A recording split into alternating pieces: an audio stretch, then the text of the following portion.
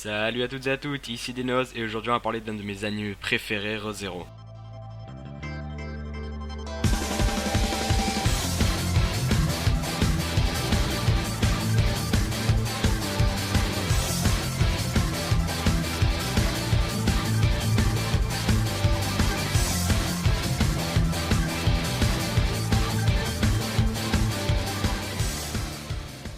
Re:Zero est à la base un light novel de 8 volumes. Il a été ensuite adapté en un animé de 25 épisodes par le studio White Fox. Alors j'ai le premier volume du light novel, mais je l'ai pas encore lu, du coup je pourrais pas vous dire si le light novel correspond exactement à l'animé. Du coup là on va vraiment se concentrer que sur l'animé. Alors je pense que vous avez dû entendre au moins une fois parler de Re:Zero, tout simplement parce que c'est l'animé qui a suscité le plus de hype durant l'année 2016. C'est simple, il suffit d'aller sur Reddit et vous êtes sûr qu'il y aura au moins un fanart de Re:Zero en première page. L'animé a suscité tellement de hype qu'il a eu des milliers de fanarts en seulement 6 mois. On ne parlait que de Re:Zero partout et plein de gens se demandaient si cette œuvre n'était pas un chef-d'œuvre et si c'était pas le meilleur animé de l'année. C'est justement ce qu'on va essayer de voir dans la suite de la vidéo.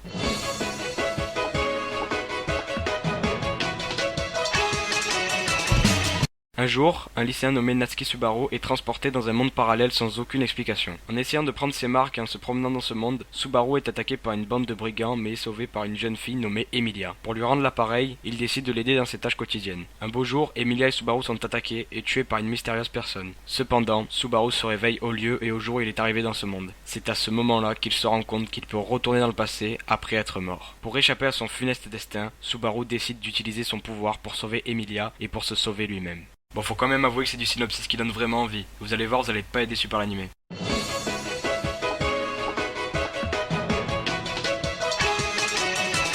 Comme je l'ai dit, Subaru arrive dans un monde qu'il ne connaît pas. C'est un monde fantastique, médiéval, avec de la magie, des chevaliers. Et justement, durant tout l'anime, il va susciter un mystère autour de ce monde puisqu'on n'en apprend pas plus en fait. C'est-à-dire qu'on a vu dans le premier épisode Subaru se téléporter en quelque sorte dans ce monde, et puis ce problème ne sera plus abordé dans l'anime. Pour nous, ce sera normal que Subaru soit dans ce monde. Cependant, à plusieurs reprises, il va parler de sa vie et à quel point il était pathétique. Il y a aussi un mystère autour du pouvoir de Subaru. On va apprendre assez vite qu'une sorcière est crainte de tout le monde. Et on peut vite supposer que c'est elle qui donne son pouvoir à Subaru. Le problème c'est qu'au début de l'anime, on se dit qu'on va en apprendre plus sur cette sorcière et sur le pouvoir de Subaru. Mais au final, l'intrigue va avancer sans vraiment apporter de réponse. Alors d'un côté c'est très bien parce que ça met une ambiance et un suspense assez particulier. D'un autre côté, à la fin de l'anime, on n'aura toujours pas de réponse à ces questions. Personnellement, je trouve ça assez positif, comme ça on peut émettre nos propres hypothèses. Mais c'est vrai qu'on a ce sentiment de rester un peu sur sa faim autour du mystère de cette sorcière et du pouvoir de Subaru. D'ailleurs, ce pouvoir, quand Subaru va mourir, il va en fait retourner dans le passé à un point précis. Exactement comme dans un jeu vidéo avec un checkpoint. Alors là, on a un cas assez particulier de voyage dans le temps. En effet, c'est un voyage dans le temps un petit peu facilité parce que il enlève toute possibilité de paradoxe, puisque le héros meurt et c'est uniquement quand il meurt qu'il retourne dans le passé. Le pouvoir de Subaru d'avoir la possibilité de revenir à un point précis après sa mort est très intéressant. En effet, je vous en reparlerai plus tard dans la catégorie personnages, mais on peut voir les réactions des personnages poussées à l'extrême selon certaines situations. On pourra alors découvrir les côtés les plus sombres de certains personnages. Il y a un autre point intéressant, c'est que du coup Subaru les connaît mieux que ce qu'il le pense. Ça paraît logique, mais du coup Subaru peut anticiper certaines choses qu'il n'aurait pas pu prévoir. L'anime est tourné autour de ça. Lorsqu'il va mourir, il va devoir refaire encore et encore les mêmes boucles temporelles. Il va devoir trouver les solutions pour pouvoir se sauver lui ou sauver ses amis. C'est précisément ici que Re:Zero devient excellent. Je ne sais pas si vous connaissez l'anime Madoka Magica, mais je vais vous en faire un bref résumé. C'est un anime basé sur les Magical Girls. Cependant, c'est un anime qui utilise la déconstruction, tout comme Re:Zero. Il va utiliser les principales ficelles du genre Magical Girl pour pouvoir en faire un tout autre genre. En l'occurrence, un anime sur les Magical Girls est en général féerique. Dans Madoka Magica, on aura une ambiance beaucoup plus glauque et sombre avec la mort notamment de certains personnages. Donc Madoka Magica, c'était l'exemple le plus flagrant de ce que j'appellerais la déconstruction. Elle s'applique également à Re:Zero. Re:Zero va venir déconstruire le genre d'anime où des otaku sont invoqués dans un monde parallèle ou dans un jeu vidéo par exemple comme Sword Art Online. Dans ces animés, le héros dans la vraie vie c'est un peu une grosse merde, mais dans ce genre d'animé, le héros qui est pourtant pitoyable dans la vraie vie va s'avérer très fort dans le monde où il est invoqué. Et justement, Re:Zero va venir se moquer, parodier, déconstruire ce genre d'œuvre. C'est-à-dire que Subaru n'a aucun pouvoir particulier à part le fait de revenir dans le temps une fois qu'il est mort. Il va en effet garder tous ses défauts du vrai monde dans ce monde fantastique. Et c'est là que c'est très intéressant parce qu'on va le voir pousser à bout psychologiquement, on va pouvoir l'observer face à la dépression, face à ses déceptions. Il va devoir refaire encore et encore des boucles temporelles où il va voir ses amis mourir et où il va mourir à la fin. C'est là qu'on peut s'identifier à lui et ça fait très peur. Il est piégé parce que dans le pire des cas, même s'il devient fou, il ne pourrait même pas se donner la mort. Dans l'anime, on va voir alors comment est-ce qu'il se sort de ses boucles temporelles, comment il arrive à survivre et à sauver ses amis. Il va être face à d'énormes déceptions, parce que parfois il va tout mettre en œuvre mais ça ne va quand même pas marcher et il va voir ses amis mourir et il va mourir à la fin. Et il devra ainsi tout recommencer. C'est là qu'on voit que le personnage évolue beaucoup. Au début de l'animé, il est plutôt drôle, joyeux, puis dans le milieu de l'animé on va l'observer dans des états extrêmes, jusqu'à qu'il trouve des solutions pour pouvoir se sortir de ses boucles temporelles. Et là on est en droit de se demander, est-ce que ça va plus loin? Est-ce que c'est seulement un no-life poussé à bout? Eh bien moi je pense que oui. ReZero nous délivre le message qu'il faut toujours persévérer et que nous serons récompensés pour nos efforts. Même si on est à terre, qu'on n'en peut plus, qu'on est à bout, il ne faut jamais baisser les bras. Pour en revenir à l'animé, il est divisé en deux grandes parties. Il y a des sous-parties, mais on va dire que la première partie se déroule dans le manoir, et la seconde partie c'est l'arc avec la baleine et le culte de la sorcière. Personnellement, je trouvais que dans la première partie, il y avait une meilleure ambiance. On avait une ambiance sombre et mystérieuse, les morts de Subaru étaient très violentes. Dans la deuxième partie, on perd un peu ce côté mystère. Il est remplacé par plus d'action. Personnellement, je préfère justement la première partie car je préfère le mystère à l'action. Pour clore ce point scénario, je vais vous parler de la fin, sans spoil, ne vous inquiétez pas. Beaucoup de gens sont déçus par la fin de ReZero.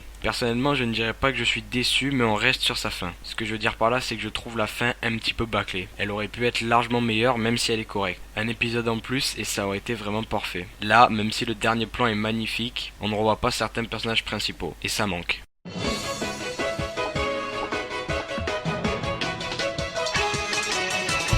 Je viens de vous parler de la déconstruction et de la richesse du scénario de ReZero. Maintenant on va s'attaquer aux personnages parce que c'est quand même un point essentiel. Premièrement, je vous l'ai dit, on est dans un monde fantastique, donc on va retrouver énormément de personnages mi-humains, mi-animaux, des sorciers, des elfes, des chevaliers, etc. Les caractères design sont vraiment sympas sur ce point-là. On sent vraiment qu'il y a une recherche pour pouvoir diversifier les personnages et ainsi donner de la crédibilité au monde dans lequel est Subaru. Alors on a les deux personnages principaux, bien entendu Natsuki Subaru. Donc lui c'est vraiment le protagoniste principal, celui qui va être le plus développé dans l'anime. Et ensuite on a Emilia, donc une mi-elfe mi-humain, aux cheveux d'argent. Ça va être le second personnage principal. Ce qui est intéressant avec elle, c'est qu'on va pouvoir voir évoluer le racisme dans l'anime. En effet, elle a les mêmes caractères physiques que la sorcière, qui sont, comme je vous l'ai dit, mi-elfe mi-humain et cheveux d'argent. On va donc voir comment les gens la jugent et vont la rejeter sans même la connaître. Je trouve ça intéressant que l'anime aborde quand même un point assez sérieux et qu'on retrouve quotidiennement. Au final, c'est pas le point le plus développé de l'anime, mais je trouve que c'est une bonne chose qu'il soit présent. Ça peut faire prendre conscience aux gens que le racisme peut toucher n'importe qui, et sur n'importe quel critère. Mis à part ça, l'un des événements principaux de l'anime va être la course au trône. En effet, Emilia est l'une des prétendantes qui va pouvoir accéder au trône. Dans l'ensemble, les autres prétendantes ne sont pas développées, sauf Crutch. On va pouvoir découvrir ses différentes facettes grâce au pouvoir de Subaru. Pour terminer avec les personnages principaux, on a Ram et Rem, et plus particulièrement Rem qui va nous intéresser. Elle va avoir un arc dédié à elle. C'est une orque qui a le pouvoir de décupler sa force. En effet, elle peut se faire pousser une corne sur la tête et elle devient à ce moment-là très agressive et extrêmement forte. Le personnage est très attachant et très bien développé, tout comme l'ensemble des autres personnages en général. Même si certains personnages secondaires ne sont pas très développés et on survole un petit peu leur personnalité. Après, il faut bien se dire que l'anime n'a que 25 épisodes et développer tous les personnages qu'on voit aurait été très compliqué. Il aurait fallu bien entendu beaucoup plus d'épisodes. Il y a cependant plein d'autres personnages secondaires et dans l'ensemble les personnages sont très attachants et bien écrits. Notamment un en particulier, mais bon, lui il est pas très attachant on va dire. Ouais, c'est lui. C'est le deuxième grand méchant de l'histoire. C'est un malade. Ça en devient limite drôle parce que ce personnage est une parodie des protagonistes des animés. Il fait partie du culte de la sorcière qui est une secte qui voue sa vie à la sorcière. Avant de terminer ce point personnage, j'aimerais vous parler de quelque chose. En effet, Subaru éprouve un amour énorme pour Emilia. Et il est tellement énorme qu'il est totalement incompréhensible. Je pense que c'est vraiment le seul point négatif de cet animé. Le problème ne vient pas d'Emilia. Je la préfère même à Rem. Enfin, c'est un avis personnel bien sûr. Le problème vient de Subaru. Alors, ok, Emilia l'a sauvé, mais son amour pour Emilia est totalement incompréhensible. Pour moi, c'est vraiment le seul point d'ombre de l'anime. C'est hyper déroutant parce qu'on dirait que ça fait 10 ans qu'ils se connaissent, qu'ils sont déjà en couple, etc. Alors que non. Dans les faits, ils viennent juste de se rencontrer et Subaru voue sa vie à Emilia, ce qui est plutôt incompréhensible. Pour conclure sur les personnages de ReZero, attachants, bien écrits, ils ont une évolution psychologique au cours de l'histoire. Bref, c'est un très bon point pour l'anime.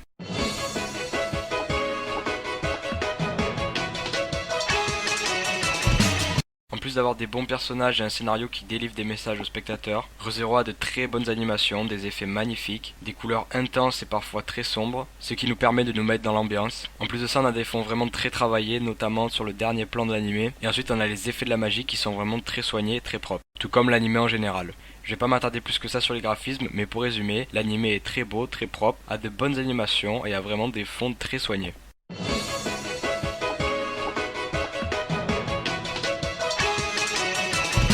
Au niveau des OST, bah y a pas grand chose à dire. Les deux openings sont très bons, même si personnellement je préfère le premier. De même pour les endings qui sont très bons eux aussi, même si je préfère le deuxième. On va dire que pour les autres OST, elles correspondent bien à l'action. Cependant, aucune ne m'a vraiment marqué. On retiendra donc pour ce point OST les openings et les endings. À part ça, il n'y a rien de choquant, mais rien de marquant non plus.